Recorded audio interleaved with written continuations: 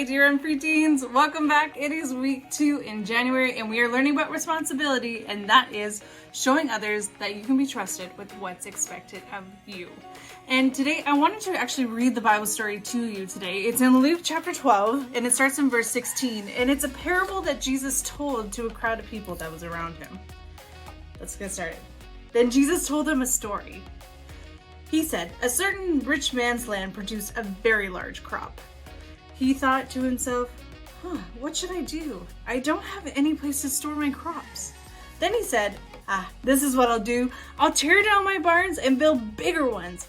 I will store my extra grain in them, and then I'll say to myself, you have plenty of grain stored away for many, many years. Take life easy, eat, drink, and have a good time. But then God said to him, you foolish man, tonight I will take your life away from you. Then who will get what you have prepared for yourself? And that's how it will be for whoever stores things away for themselves, but is not rich in the sight of God. Now, that seems a little harsh, right? But you know what? God and Jesus were showing that to be rich is not to be rich in things. Being rich is actually treating others the way we want to be treated, right? And putting others first. So the question that we're wrestling with today, and that you'll hear on the So-and-So Show, is what do you have to share? You know, we probably have many things that we can share. And I know with COVID going around, it's a little tricky to share, but I know you can be creative, and let me know what you come up with, what you can share. Well, I hope you have an awesome Sunday today, and we'll see you again next week. Learn about responsibility. Bye, guys.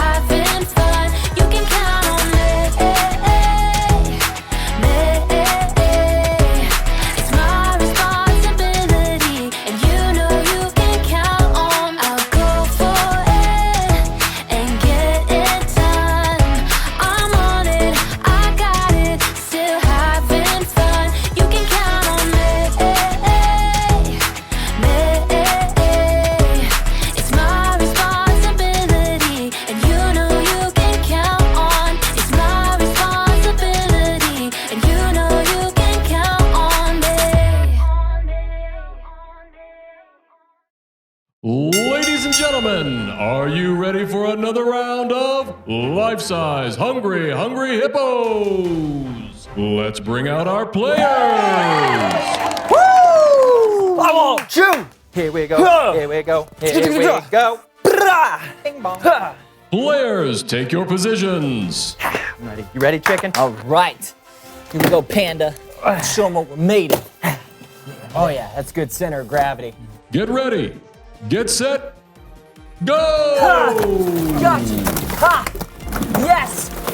Yes! All of them. Mine, not And yours. they're I am better. grabbing the spheres. I am superior. You are not. Oh, Steven's look at looking that. like he's That's ahead. extra point. Oh, Wait, come Lawson's here, wait. really moving across the Championships. floor. Come on, here we go, come on. They're neck and neck. Soccer ball, chicken. Ah, And you on the right. Go. all the way across the floor, the Panda's really raking him across the coals. Steven's moving for the last big one. I got the big ball. Basketball, basketball, basketball. Yeah. You got the. Where was that one? I didn't see. Steven wins! That's not fair. I didn't even see the big one. Fine. Look at that. I'll spot you a point. You can All have right. that one. May I the didn't best want man anyway. win. Because he won. That's a good one. Okay, What's next? what's up? Now it's time for life-size Jumanji. Nope, I'm out.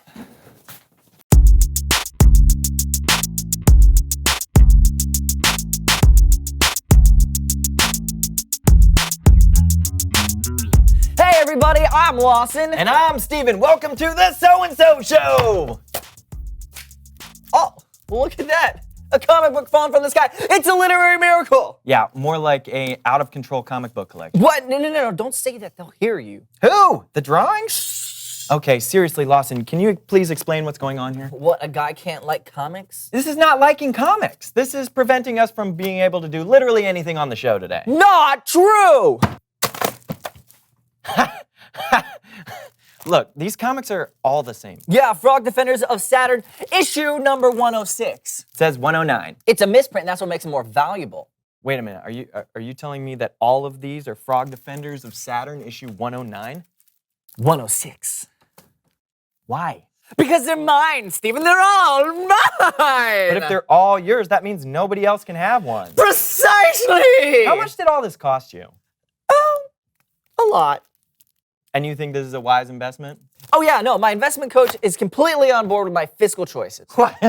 How do you know the word fiscal? And also, your investment coach? Yes. Why don't you welcome someone who knows stuff?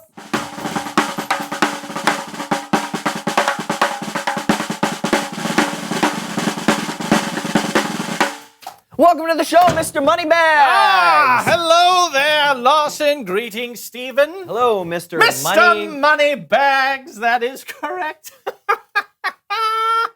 I love money. You ever play Monopoly? Oh, I love having monopolies. Oh. Okay, well, we know who you are, so why don't you tell us what you know? Oh, of course, it's all in the name, my boy. It's all in the name. That's my friend. You're gonna have to be more specific. I know money! Bags and bags of money. With money, anything you want is yours for the taking and for the keeping. Remember that, Lawson, my boy? Exactly right. Yes, and I've been applying what you taught me to my comic book collection. Ooh. All for me. And yes, it's true. I want all the comics show. Oh well for you. Ah, bravo, bravo. Well, that doesn't seem very nice. Lawson, whenever a friend asks me for a favor, do you know what I tell them? Oh yeah, I know this one. You say, I tell them no. All right?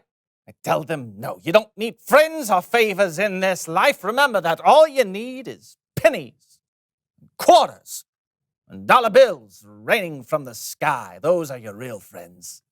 but you do have friends that are real people though, right? Right? Oh, of course I do. Of course I do.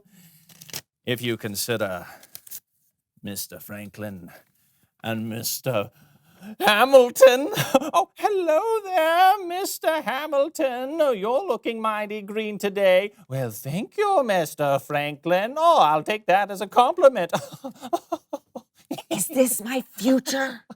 Oh, by the way, thank you for inventing electricity. Oh, yes, of course. Oh, and thank you for not throwing away your opportunity.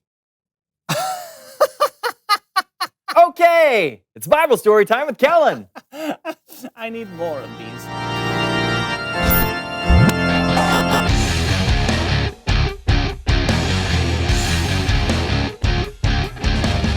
Hey guys! Hey, Kellen. Hey, Kellen. What do you have for us today? Well, today we're looking at a parable that Jesus taught, sometimes called the parable of the rich fool. Did somebody say rich? Yeah, I did, Mr. Mr. Archibald Moneybags, son. Mr. Archibald Moneybags. But you may call me Mr. Moneybags. Okay, Mr. Moneybags. Clearly you're rich, but the person in the story was also a... Oh, no. I'd be happy to help you tell your little story there, son. And, mark my words, you won't regret it. Oh, boy. Well, anyway, a parable, if you didn't know, is a story that has a lesson at the end. Jesus used stories sometimes to help people see what he was talking about in different ways. On this occasion, Jesus was teaching when someone said, "Teacher, tell my brother to give me half the stuff that belongs to our family." Now, they must have been having an argument over something about like who has the most stuff. So Jesus said, "Watch out. Be on your guard against wanting to have more and more things. Life is not made up of how much a person has." Then Jesus tells them a story. There once was a rich man. Boo-yay! Oh, I will add this to the 25 smackaroos I won in that beauty contest. One year, his land produced a very large crop. Look at all of my crops. Stupendous. But what should I do? I don't have anywhere to store all of these crops. And there is no way I could use all of these crops in just one season all by myself. What to do? What to do? Light bulb! I will take all of my barns and tear them down. Wait for it. Tear them down. But then build bigger ones. And then I will store all of my crops in these newer, larger barns. Ooh. You know, I have plenty of crops, and these crops are going to last me for a long time. I mean, many, many years long time. So I should probably just take life a little easy. I suppose I'll just eat and drink and have a really good time. But God said to him, You foolish man, tonight I will take your life away from you. Then who will get what you have prepared for yourself? No! Oh, my corn! Ah! Now there's so many bulls! Ah! I'm dead. to be clear, there were no, and I repeat, no inflatable kiddie pools in Jesus' story. But the rich man did die, and he never got to enjoy all the crops he had stored away for himself. Then Jesus said, that is how it will be for whoever stores things away for themselves, but is not rich in the sight of God. The end. Wow, that was quite the ending. Yeah, I think the point Jesus was trying to make is that we only have so much time here on earth. Do we want to spend it caring about all the stuff we have? Or do we want to spend our time caring for the people we love? Yeah. Instead of keeping all the crops to himself, the rich guy could have shared with the people around him. And I think that's what Jesus meant when he said we should be rich in the sight of God. I think you're right. And that sounds like my job is done here. I'll see you guys next time. Thanks, Kellen. Bye, Kellen. Steven, Yes, Lawson. I think I might be hoarding comic books. Might be. I don't want to die like the rich fool in Jesus' story. I don't want to end up friendless and alone. I'm your friend. Not now, Steven. I have to do something. What should I do? What should I do? I don't... The light bulb. Reveal the question. What do you have that you can share? Comic books. Yeah. I have so many. You get a comic. You get a comic. You get a comic. You get a comic. Lawson? You get a comic. Thank you. What do you have that you could share? Could be stuff you have, or you could share your time or your talents. It's our responsibility to share what we have, and it's one of our rules for life. Share what you have. Talk about what you have to share with each other. And we'll see you next week. I'm Steven. And I'm Lawson. And this was the So-and-So Show. Bow, bow, bow, bow. Hello? It's not about money anymore for me. No, not at all. I'm going to share from now on. Yes.